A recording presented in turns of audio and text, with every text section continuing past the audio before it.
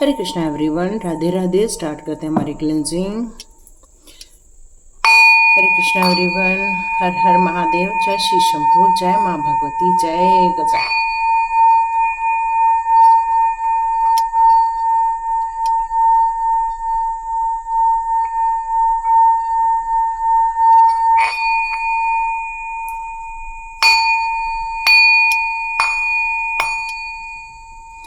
हरे Krishna everyone, आप सभी लोग की बहुत अच्छी क्लिनजिंग हुई है, बहुत अच्छी क्लिनजिंग हुई है। तो चलो बढ़िया, बहुत अच्छा एक मैसेज आ रहा है कि कहते हैं ना कि कई बार एक दुखों के बीच में जब छोटी सी एक खुशी की चिंगारी मिल जाए तो जीवन सफल हो जाता है। कई बार जब बहुत ज़्यादा दुख कठिनाई ऐसे घेर के रहती है और एक छोटी सी हमें एक रोशनी नज़र आती है, तो देखो आज ये लॉ भी देखो कितना हमारा कितना ऊंचा ऊंचा जा रहा है कि नहीं। तो ये खुशी की ही बात है कि कुछ ऐसा है जो कि बहुत खुशनुमा होने वाला है, कुछ अच्छा होने वाला है। तो देखते हैं यहाँ पर डिवाइन पावर ने आपके जो शॉर्ट्स में दिया हुआ है, तो देखते हैं उसको आगे लेकर वो आपके जीवन के लिए कौन सी खुशी की एक रोशनी क्रिएट कर रहे हैं। यस, क्योंकि आपके लिए बहुत सारी संभावनाएं ओपन अप होती जा रही हैं। एक ऐसी संभावना जिसका आपने इंतज़ार किया था, आपके सबकॉन्शियस माइंड ने इसको मैनिफेस्ट किया हुआ है। क्योंकि आपका सबकॉन्शियस माइंड बहुत कुछ गुप्त रहस्यों को जानता है, डिवाइन के संदेशों को समझता है। वो बहुत सारी चीज़ें जो आपके आसपास हो रही हैं, चाहे वो नकारात्मक हो चाहे सकारात्मक हो, वो हर प्रकार की एनर्जी को कैच करना जानता है। बट अब एक ऐसा डोर धक्का मार के तोड़ा गया है, मतलब जिस डोर को आप ओपन नहीं करना चाह रहे थे, जबकि आपका सबकॉन्शियस माइंड चाह रहा था आप उसको ओपन करके आगे बढ़े, लेकिन आपका कॉन्शियस माइंड अलाउ नहीं कर रहा था, या आपकी सिचुएशन उन सारी जो पॉजिटिविटी है उसको अलाउ नहीं कर रही थी। तो यहाँ आप अपनी दुविधाओं से बाहर आते हुए नज़र आएंगे, क्योंकि अब एक ऐसे डोर को तोड़ दिया गया है जिसका टूटना आपके लिए बहुत ज़रूरी था। क्योंकि जब तक कई बार बहुत सारी चीज़ें बंद रहती हैं तो होते हुए भी हमें कई बार नज़र नहीं आती। जैसे सुबह हो गई है लेकिन हमने सारे पर्दे बंद करके रखे हैं, काले कांच बंद करके रखे हैं, तो सुबह हो चुकी है, कई बार उसकी रोशनी हम तक नहीं पहुंच पाती। तो ऐसे में जब हम पर्दे हटाते हैं, वो काले वाले कांच हटाते, तब हमें पता चलता है कि अरे तो सवेरा हो गया है।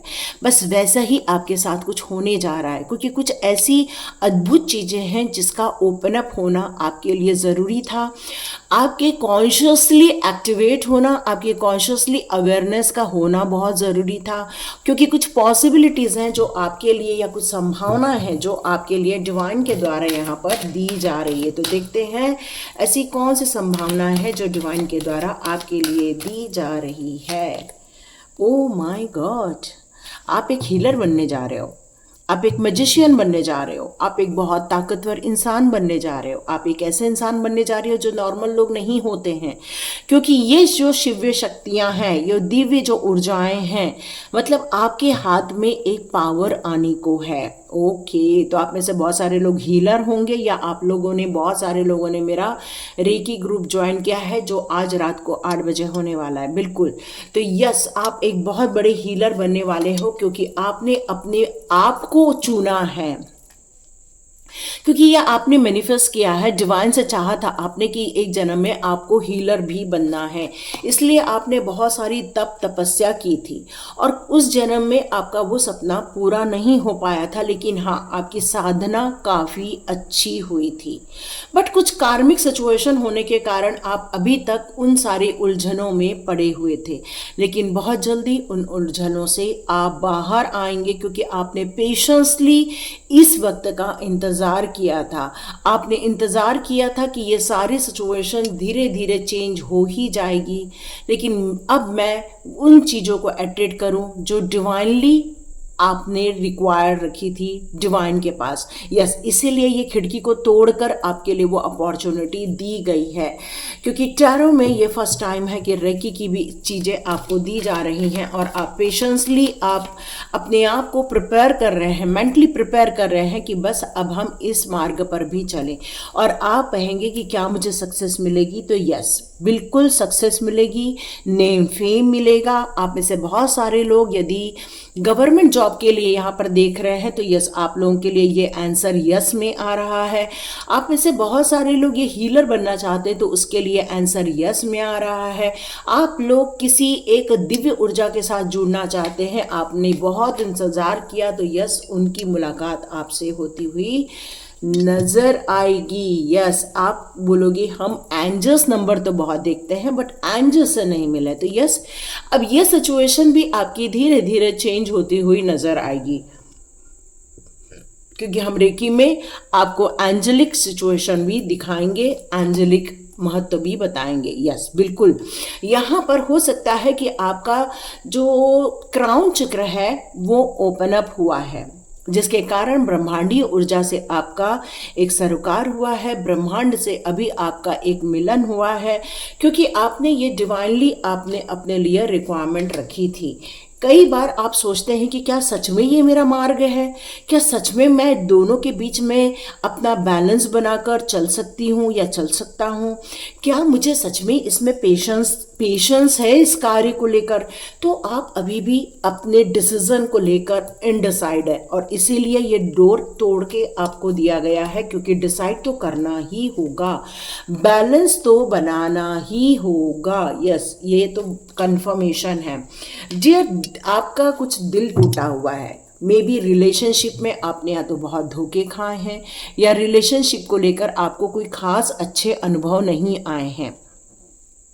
ये आपके इमीडिएट पार्टनर से हो सकते हैं या फिर आपके पास्ट के पार्टनर से भी हो सकता है, या फिर आपके करंट सिचुएशन में आपके लाइफ में कुछ बहुत ज़्यादा उथल पुथल हो रही है जिसको आप संभालना चाहते हैं, जिस प्रॉब्लम से आप निकलकर बाहर आना चाहते हैं। और आप चाहते हैं, इसीलिए इन सारी विधाओं को सीखना चाहते हैं, हीलर बनना चाहते हैं, ताकि आप अपनी सिचुएशन को ठीक कर सके, अपने बच्चों को हील कर सके, अपने रिलेशनशिप को हील कर सके। और शायद इसीलिए आर्क एंजल रफेल का कार्ड रिवर्स में आया था। क्यों? क्योंकि सिचुएशन ठीक नहीं है, रिलेशनशिप में बहुत ज़्यादा समस्याएं यहाँ पर देखने को मिल रही हैं और आप आंसू के घूंट पिए जा रहे हो, रात को रोते हो, दिन में रोते हो, घबराहट फील होती है।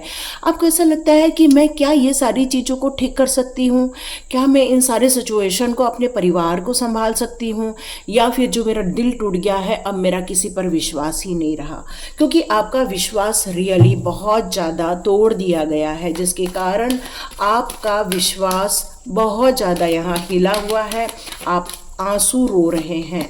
तो यस डियर, ये कंफर्मेशन है, आप अपने परिवार को सुखी संपन्न ऐश्वर्य से पाओगे, एक दूसरे के साथ जो बॉन्डिंग नहीं है वो बॉन्डिंग क्रिएट कर पाओगे। तो मैं एक बार चेक करती हूँ क्या ये सिचुएशन क्यों आई है। ओके, ये जो आप अभी तकलीफ में हो, यहाँ पर ऐसा लग रहा है जैसे कोई इस रिलेशनशिप से चले जाना चाहता है या इस रिलेशनशिप को ब्रेक करना चाहता है, और शायद इसीलिए ऐसे सिचुएशन क्रिएट कर रहा है जहाँ पर आपको अच्छा फील नहीं हो रहा है, इस रिलेशनशिप में खुशियाँ महसूस नहीं हो रही है। क्यों? क्योंकि कोई एक ऐसा चाहता है कि इस रिलेशनशिप को ब्रेक कर दिया जाए, इस रिलेशनशिप को समाप्त कर दिया जाए, इसलिए ये सारी खुशियाँ हैं। पर आप कहेंगे कि मेरे को ब्रेक नहीं करना है, मुझे इसको बनाना है, तो ये भी चॉइस आपको डिवाइन ने दी हुई है।